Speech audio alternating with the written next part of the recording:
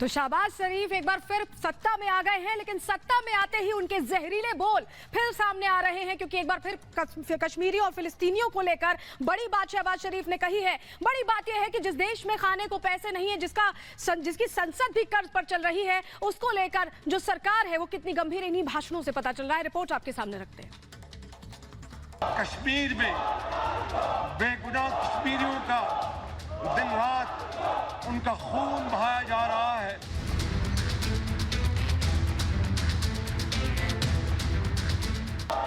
और आलमी बरादरी इस पर उनके लब सिले हुए हैं।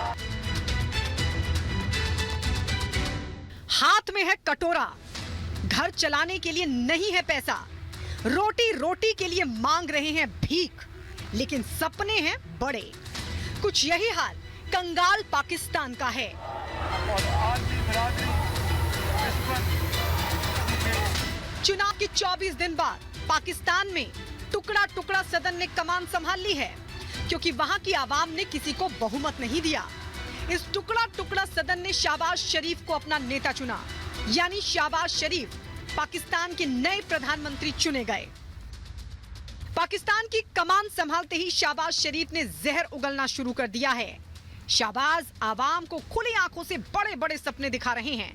कश्मीर में बेगुनाह कश्मीरियों का दिन रात उनका खून बहाया जा रहा है और कश्मीर की वादी उनके खून से सुर्ख हो चुकी है और आलमी बरादरी इस पर उनके लब सिले हुए हैं। शहबाज शरीफ जिस वक्त आवाम को सपने दिखा रहे थे, सदन में उनके विरोध में ही नारे लगाए जा रहे थे। विरोध में शहबाज के ऊपर पर्चे फेंके जा रहे थे। बरादरी इस पर आगे बढ़ें, उससे पहले जरा कंगाल पाकिस्तान की इन तस्वीरों को देखिए, जिनके हुक्मरान आवाम को ख्याली पुलाव पकाकर खिला रहे हैं। तस्वीरें ज्यादा पुरानी नहीं हैं, बल्कि वक्त वक्त पर इस तरह की अलग अलग तस्वीरें सामने आती रही हैं, जब ट्रक के ट्रक लूटना, आटे की एक एक बोरी के लिए हजारों की भीड़। मरती आवाम क्या करती? हुक्मरानों ने सब कुछ बर्बाद कर दिया, सुकून छीन लिया, ख्वाहिशें छीन ली, मुंह का निवाला तक छीन लिया।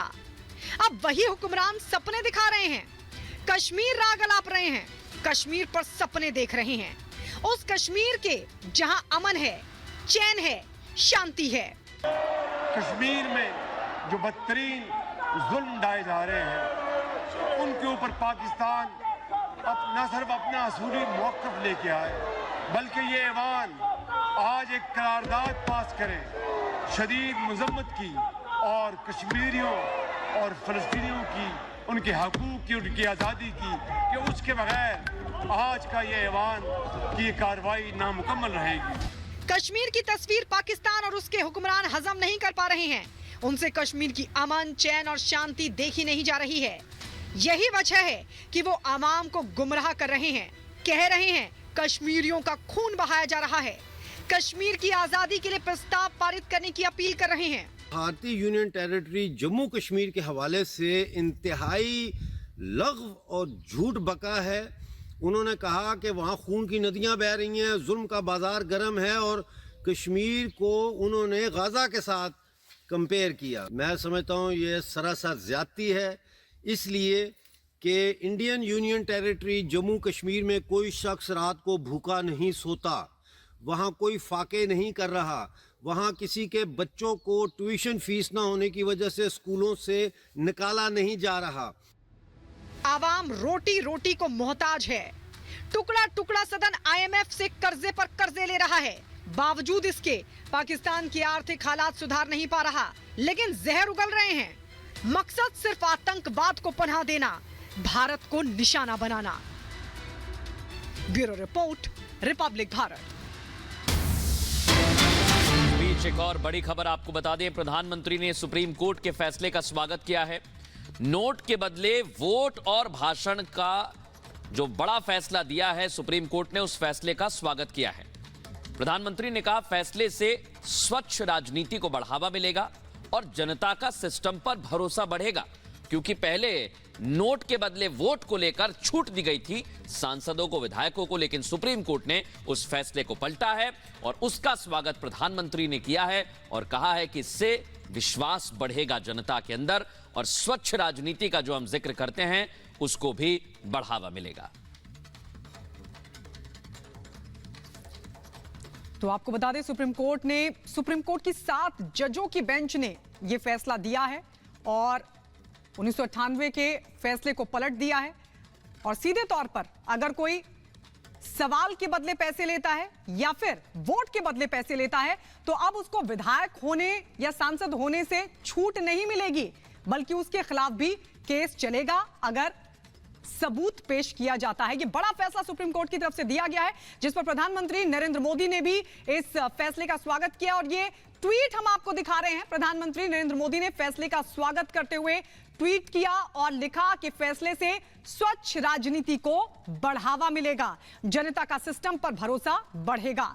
तो ये बड़ा फैसला सुप्रीम कोर्ट की तरफ से और इस फैसले का प्रधानमंत्री नरेंद्र मोदी ने स्वागत किया है। आपको बता दें, आगे बढ़ेंगे और बात करेंगे हरियाणा में हुई नफे सिंह की हत्या की। इस मामले में बड़ी कामयाबी मिली है और 2 शूटर्स को गिरफ्तार किया गया है। पूरी खबर दिखाते हैं इस रिपोर्ट में।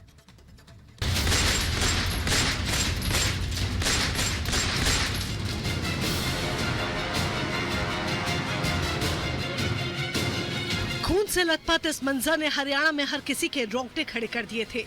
इंडियन नेशनल लोकदल के प्रदेश अध्यक्ष नफे सिंह राठी की सरेआम हत्या कर दी गई, लेकिन इस मामले में जिस बात का शक जताया जा रहा था वैसा ही देखने को मिला।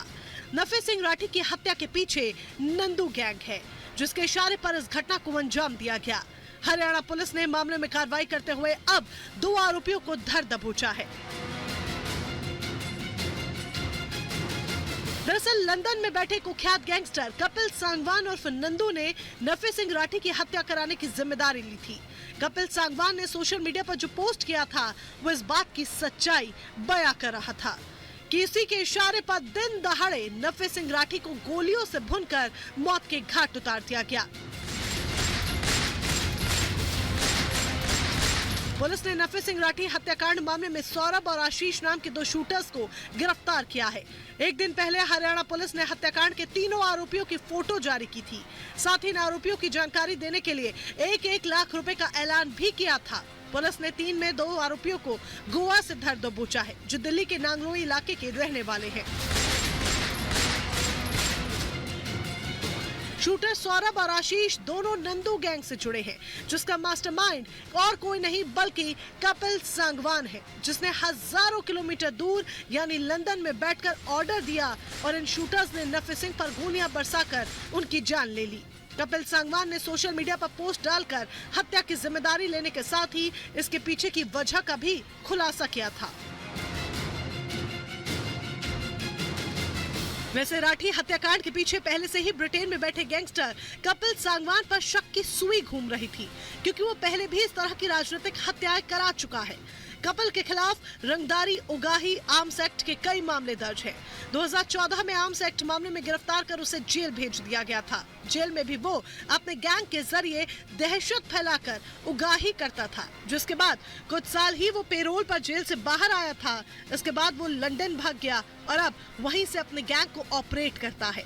2 लोगों को गिरफ्तार कर फिलहाल पुलिस इस मामले की जड़ तक पहुंच रही है। पुलिस ने नफे सिंह राठी हत्या मामले में शूटर से पूछताछ कर नंदू गैंग की परतें खोलनी भी शुरू कर दी है। Bureau report, republic Bharat.